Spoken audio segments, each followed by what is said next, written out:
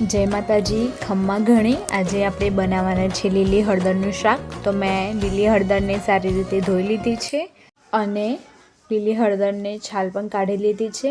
અને આ રીતે છીણીની મદદથી લીલી હળદરને છીણી લેવાની છે.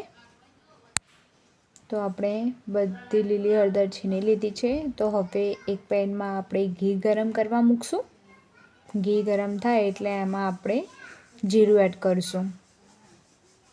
જીરું એડ કર્યા પછી હળદર એડ કરી દઈશું અને હળદરને સારી રીતે સાંતળી લેશું. અને 5-10 મિનિટ સાંતળી લેવાની છે, તે સારી રીતે ચડી જાય. તો જો 5-10 મિનિટ થઈ ગઈ છે. હવે એમાં આપણે ડુંગળી એડ કરીશું. ડુંગળીને પણ સારી રીતે સાંતળી લેવાની છે, જ્યાં સુધી ચડી ના જાય. ડુંગળી ચડી જાય પછી આપણે ટામેટાં એડ કરીશું.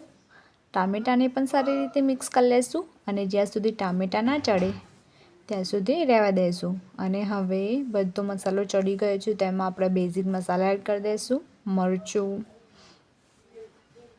ધાણા જીરું, ગરમ મસાલો, થોડું મીઠું,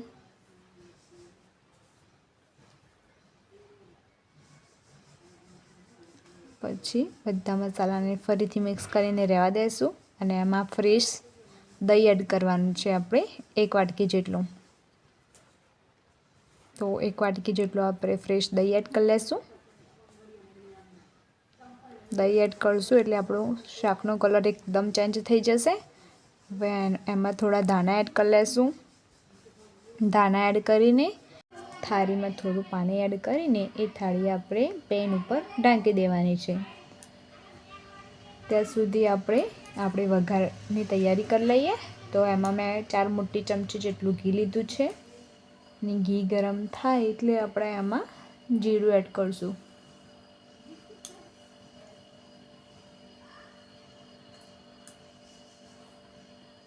પછી હિંગ એડ કરીશું અને મેં લીલા લસણ અને લીલા મરચાંની પેસ્ટ કરી છે, તો એ પણ એડ કરી લઈશું. લીલા મરચાં અને લીલા લસણની પેસ્ટ સારી લાગે છે લીલી હળદરની શાકમાં. તો હવે એને સારી રીતે સાંતળી લઈશું. આમાં બીજા કોઈ બી મસાલા એડ નથી કરવાના. હવે આપણો વઘાર શાકમાં એડ કરી લઈશું અને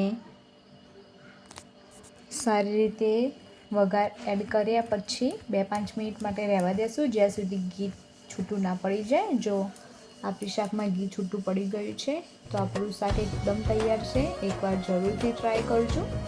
thank you so much my family.